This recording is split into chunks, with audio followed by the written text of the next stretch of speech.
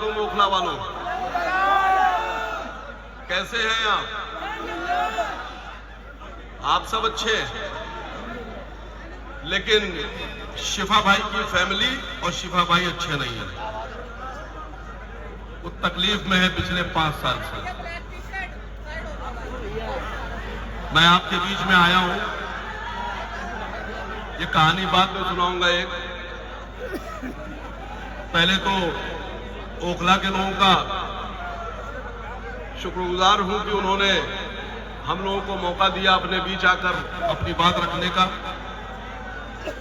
Dice पर तशरीफ फरमा हाजी शहाबुद्दीन साहब, जनाब अली भाई, नवाब भाई, असलम भाई, अब्दुल रहमान भाई, मुदस्सिर भाई, सैफी भाई, मजलिस-ए-इत्तेहादुल मुस्लिमीन के हमारे कायदीन जनाब MLC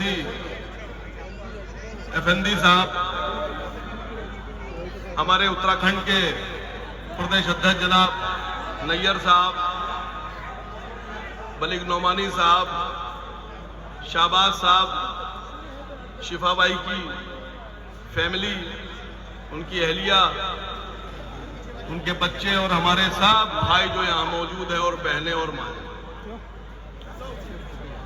आज से 5 साल लगभग पहले, 4 साल पहले, जब CA/NRC का प्रोटेस्ट चल रहा था, थोड़ा था, तो जिस वक्त CA/NRC का प्रोटेस्ट चल रहा था, उसी वक्त जामिया में भी एक प्रोटेस्ट चल रहा था। जामिया में शिफा भाई का फोन मेरे पास आया कि आपको वकार भाई बोलना है, कि आपको बोलना है, हमारे साथ जामिया के लोगों को खिताब करना है। मैंने कहा बिल्कुल हाजिर हो जाऊंगा। आपका जो काम है बहुत नेक है, बेलौस है, आप लोगों की लड़ाई लड़ रहे हैं। आपकी लड़ाई में मैं शरीक हो जाऊं, यही मेरे लिए बहुत है। मैं दिल्ली आया, पहली बार शिफा भाई से मिला। शिफा भाई से मेरी मुलाकात हुई। मैंने जामिया मिलिया के गेट पर जो प्रोग्राम प्रोटेस्ट चल रहा था उसमें अपनी बात रखी। बाखुदा मुझे उस वक्त नहीं पता था कि मैं 4 साल के बाद शिफा भाई के लिए वोट मांगने ओखला में आऊंगा।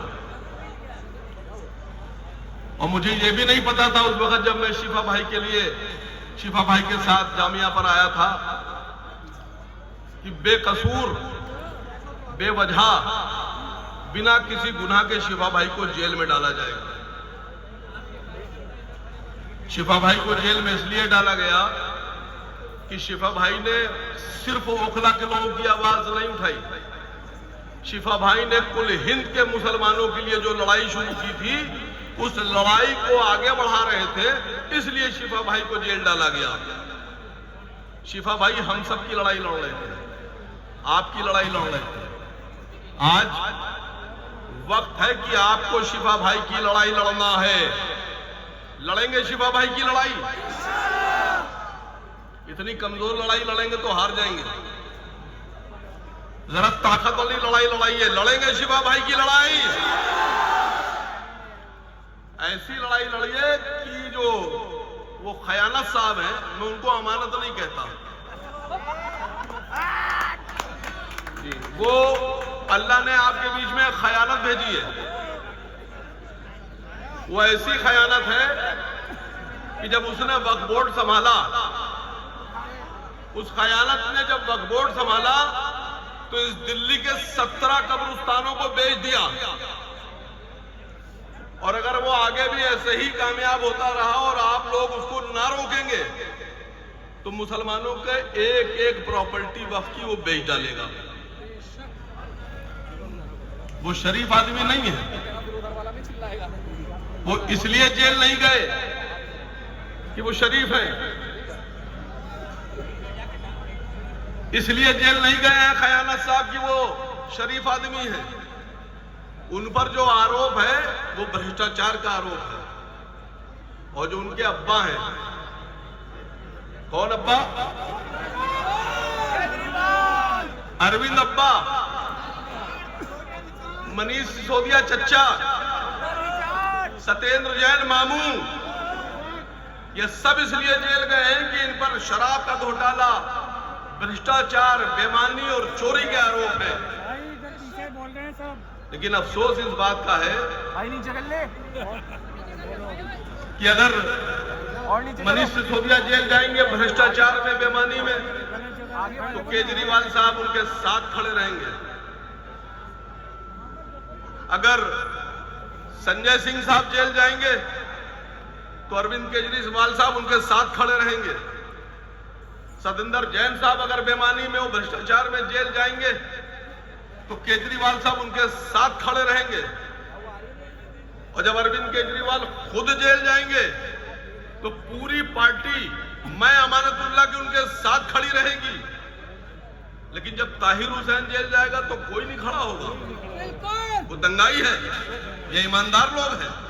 शिफा भाई जब जेल जाएंगे तो ये कहा जाएगा बी पार्टी के एजेंट बनकर मैदान में आए। कह रहे हैं ना बी पार्टी।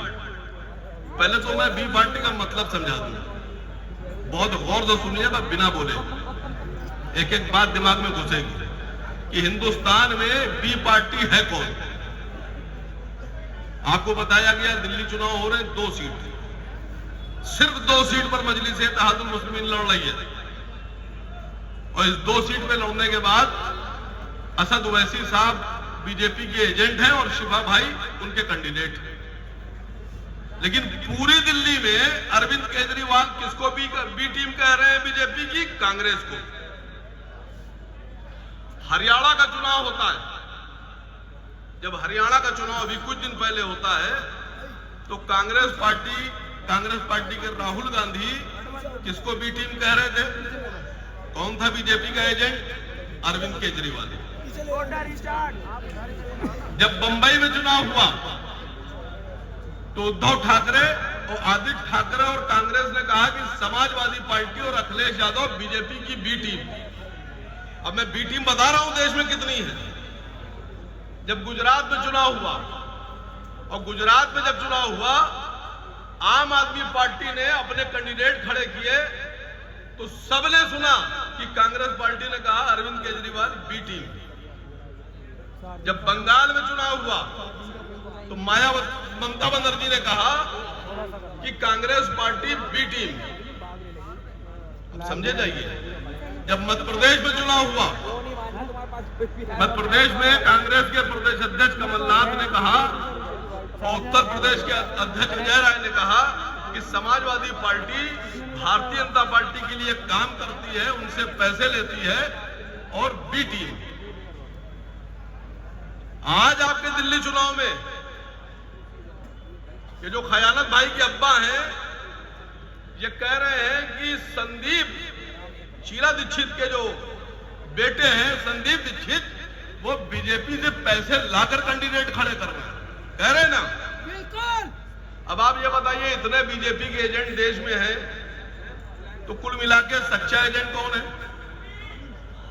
अरे सच्चा एजेंट यही है, छोटा रिचार्ज। अरविंद केजरीवाल सच्चा एजेंट है।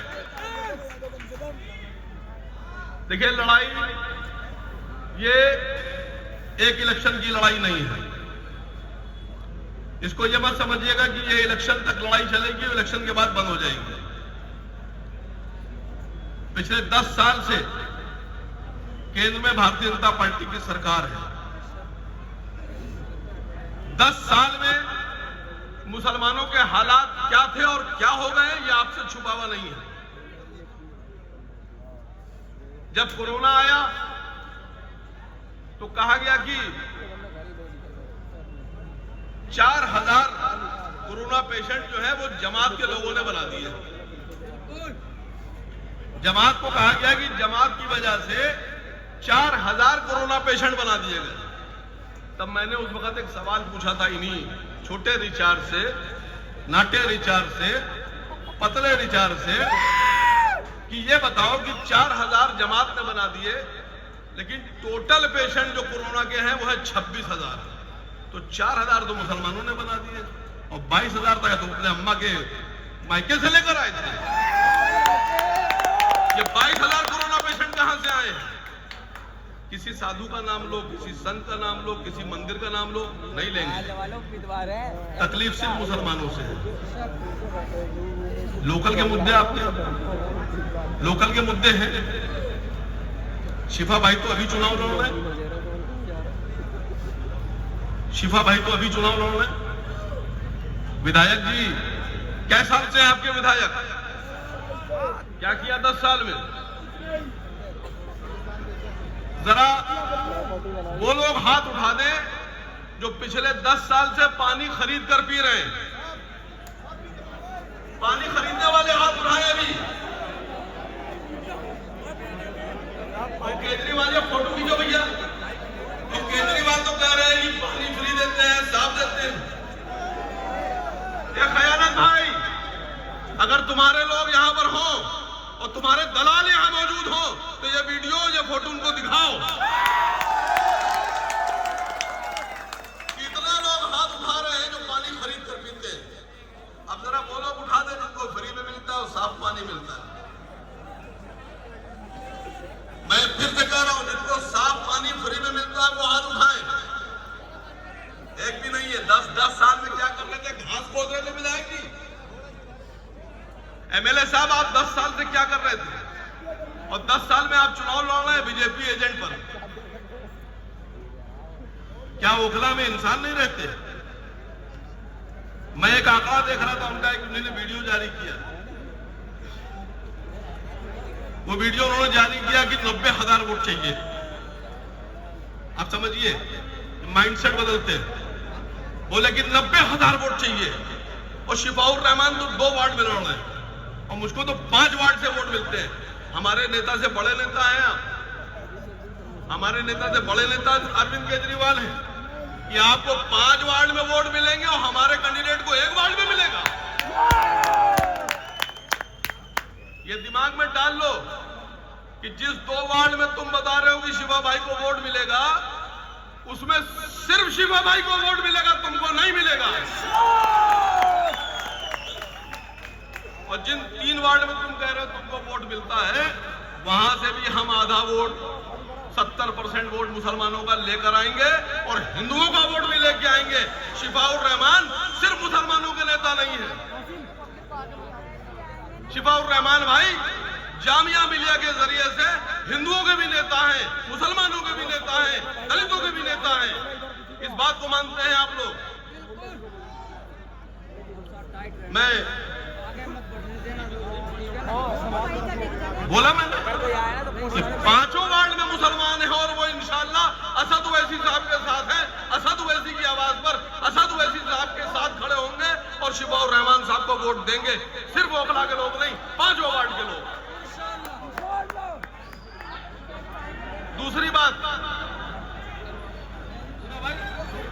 एक जौहरी पार्क इसी विधानसभा में आता है। जौहरी पार्क